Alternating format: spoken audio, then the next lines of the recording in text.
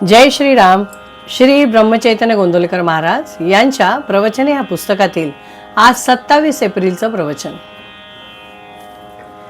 नामधारकाने टाळण्याच्या गोष्टी. आपले विचार स्वार्थाचे नसावेत.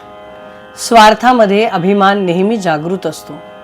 स्वार्थी मनुष्याला जगात सुख मिळणे कधीही शक्य नाही. नीतीची बंधने पाळा. परस्त्री माते समान माना. प्रपंचात एकपत्नी व्रताने राहणारे गृहस्थ लोकच ब्रह्मचारी होत. परद्रव्याची अभिलाषा धरू नका. त्याला विष्ठे समान माना.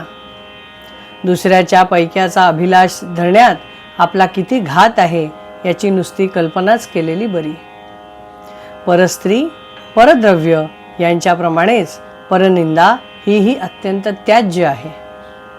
परनिंदेने नकळत आपण आपलाच घात करीत असतो. परनिंदेमध्ये दुसऱ्यांच्या दोषांचे चिंतन होत असल्याकारणाने ते दोष आपल्याकडे येत असतात. या सर्व गोष्टी सांभाळून तुम्ही नाम घ्या. नामाचे प्रेम तुम्हाला अगदी खात्रीने येईल. हे सर्व करीत असताना तुमचे आई वडील बायको मुले यांच्या बाबतीत असलेले कर्तव्य करायला चुकू नका आणि कर्तव्यात आसक्तीत राहू देऊ नका. कोणत्याही मोबदल्याची अपेक्षा न ठेवता केलेले कर्म हेच कर्तव्य होय. ते कर्तव्य सांभाळून नीतिधर्माने वागून आपला प्रपंच करा आणि भगवंताचे स्मरण ठेवा. मग तुमचा प्रपंचच परमार्थ बनून भगवंताचे प्रेम तुम्हाला मिळेल हा माझा भरोसा तुम्ही बाळगा. प्रपंच हा मिठासारखा आहे. भाकरीत मीठ किती घालायचे तर अगदी थोडे, फक्त चवीपुरते. परंतु मिठाची भाकरी करतो आणि त्यात परमार्थाची चिमूटभर पीठ टाकतो, मग ती भाकरी खाता येईल का? खरे समाधान मिळाल्यावर मनुष्य खेळासारखा प्रपंच करतो.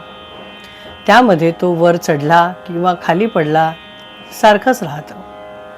दुसऱ्याने डाव टाकल्यावर तो आपणही डाव टाकील, पण डाव हरला किंवा जिंकला तरी त्याची पर्वा करणार नाही. प्रपंचात अनेक वस्तू आहेत, पण भगवंताजवळ एकच वस्तू आहे. प्रपंचात कितीही वस्तू आणल्या तरी त्या पुऱ्या पडत नाहीत, कारण एका वस्तूच्या आणण्यामध्येच दुसऱ्या वस्तूच्या आणण्याचे बीज आहे. पण भगवंताचे तसे नाही. भगवंताची वस्तू एकदा आणली की ती पुन्हा आणायला नको. समजा एका दुकानात पुष्कळ माल भरलेला आहे, पण आपल्याला पाहिजे ती वस्तू तिथे नाही, म्हणजे आपल्या दृष्टीने तिथे काहीच नाही. त्याचप्रमाणे सर्व प्रकारच्या मानसिक शक्ती असून तिथे भगवंत जर नसेल तर त्या असून नसल्यासारख्या समजाव्यात. परमात्म्याला प्रपंचरूप बनवण्याऐवजी आपण प्रपंचालाच परमात्मा रूप बनवावा, यातच जन्माचे सार्थक आहे. परमार्थात अहंकार मिसळला की तो प्रपंचच झाला. प्रपंचातला अहंकार दूर झाला की तो परमार्थच झाला. इस प्रवचन में साधक ने क्या नहीं करना चाहिए ऐसी 3 बातें बताई गई है. इसमें बोला गया है कि परस्त्री को माता समान मानना चाहिए और परद्रव्य मतलब दूसरों की संपत्ति की कभी भी अभिलाषा नहीं करनी चाहिए. और तीसरी बात है परनिंदा मतलब किसी की भी निंदा नहीं करनी चाहिए. ये तीनों बातों को संभालते हुए, नामस्मरण करते हुए अगर हम अपना मार्ग और अपना संसार संभालेंगे तो एक भगवान का वो परमार्थ ही हो गया.